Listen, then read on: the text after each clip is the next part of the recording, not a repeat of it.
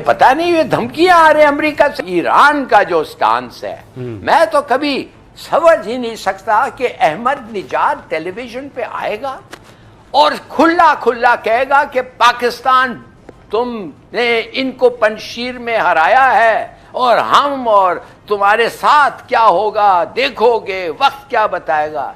और इंडिया और ईरान तो उनका ऐसा गठजोड़ हो गया है, उसके ऊपर रिएक्शन आना शुरू हो गया। ऑस्ट्रेलिया ने बाकायदा धमकी दी है। इंडिया ने और उसके साथ इसराइल ने अगले 48 घंटों में वो लेकर आए होंगे हम आपको सैंक्शन कर सकते हैं, हिंदुस्तान जो है ना बड़ा तिलमिला रहा है तो हमने उसको रोका हुआ है, तो हो सकता है कि हम ना रोक पाए। लेकिन ईरान के हवाले से मुझे थोड़ी हैरत हुई है। साझेदार सुपर पावर का जो इंटेलिजेंस का इंचार्ज जब किसी मुल्क में आता है तो इसमें तो कोई शक नहीं कि बड़ी अहम मुलाकात है और वो हिंदुस्तान से होकर आए हैं, जो मेरी इत्तला के मुताबिक इसको और भी इम्पोर्टेंट बना देता है। और जो अफगानिस्तान में अभी सिचुएशन जैसे चल रही है तो साफ ज़ाहिर है कि बड़ी इम्पोर्टेंट है।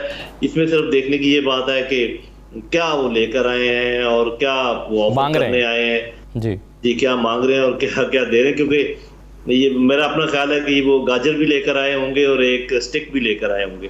वो लेकर आए होंगे हम आपको सैंक्शन कर सकते हैं, हिंदुस्तान जो है ना बड़ा तिलमिला रहा है तो हमने उसको रोका हुआ है, तो हो सकता है कि हम ना रोक पाए। ये बातचीत की होगी। बात यह है कि वो यहाँ पर पैंतरा बदल के दोबारा आना चाहते हैं इसी इलाके में, इसी जोन में, क्योंकि वो इस इलाके को चीन और रूस के लिए खुला नहीं छोड़ना चाहते। उसके लिए भी दोबारा उनको पाकिस्तान की जरूरत पड़ गई है, तो जरूर ये कह रहे होंगे कि छोटे भाई ऊंच नीच हो जाती है, कोई बात नहीं, आए फिर आगे चलते हैं।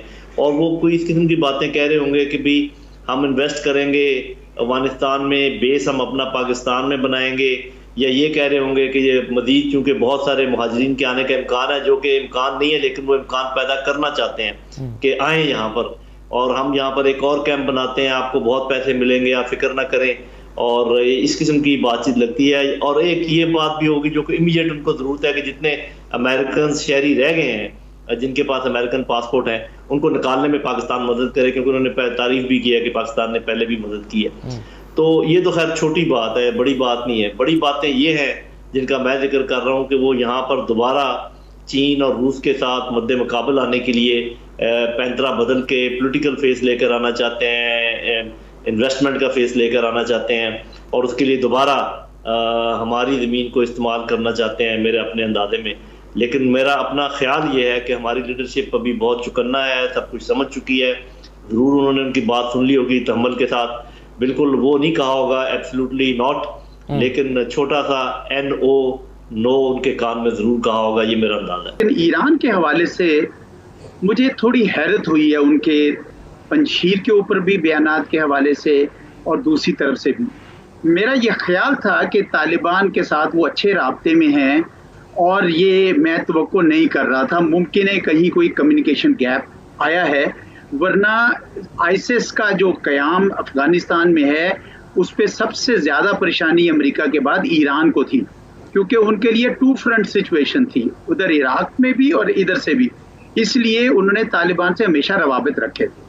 ईरान के हवाले से क्या आपको बहुत ताज्जुब हुआ, हैरानगी हुई कि ईरान का इतना शदीद रद्द-ए-अमल क्यों आया है अफगान तालिबान के खिलाफ?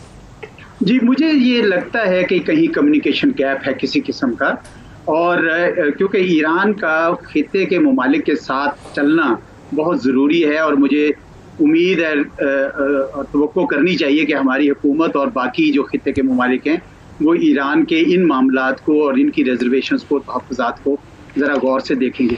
लेकिन मैं ये कहना चाह रहा था कि इस वक्त बाइडेन एडमिनिस्ट्रेशन का जो सबसे बड़ा प्री ऑक्यूपेशन है वो चीन के हवाले से, क्योंकि वो अब उनकी नेशनल सिक्योरिटी स्ट्रेटजी का एक हिस्सा है कि चीन को उभरते हुए चीन को रोकना है। इस सिलसिले में अफ़गानिस्तान एक पोटेंशियल लीवर के तौर पर इस्तेमाल हो सकता है, पाकिस्तान के अगेंस्ट भी और चाइना के अगेंस्ट भी, डिस्टर्बेंस के करने के हवाले से भी। तो अब अफ़गानिस्तान पे अगर सैंक्शंस उतार दें वो अपनी भी और अक़वाम मुत्तहिदा की, या कोई और उनको आसानियाँ पैदा करें, तो वो लीवर नहीं उनके हाथ में रहेगा।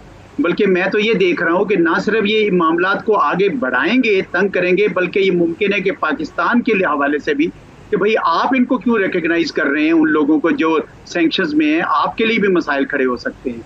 इसलिए मुझे कोई अमेरिका के इन जो कॉन्टेक्स्ट में जरा लार्जर गेम ज्यादा नजर आ रही है, कोई इतनी नेक नियति नहीं नजर आ रही। लेकिन इसका ये मतलब नहीं है कि हमें उनके साथ एंगेज नहीं होना, क्योंकि अगर एंगेज नहीं होंगे और वो इस किस्म का कोई अपनी हिकमत अमली बना लेंगे जिसमें अफगानिस्तान के थ्रू अफगानिस्तान पाकिस्तान के लिए मुश्किलात पैदा करेंगे, तो वो भी हमारे लिए ठीक नहीं होगा। अमेरिका आखिर चाहता क्या है? एक तरफ से वो कहते हैं कि एक मॉडरेट प्रोग्रेसिव गवर्नमेंट हो, और उनको फिर वो कहते हैं हम इनको इमदाद भी देने के लिए तैयार हैं, और एक तरफ से इन्होंने $10 बिलियन जब्त कर लिया है। भाई खामखा अफगान गवर्नमेंट के पैसे थे, ये अमेरिका के पैसे तो नहीं थे, वो भी उन्होंने जब्त कर लिया है। वर्ल्ड बैंक और IMF को कहा है अनाउंस करो कि इनको तुम ये नहीं दोगे, एड नहीं दोगे।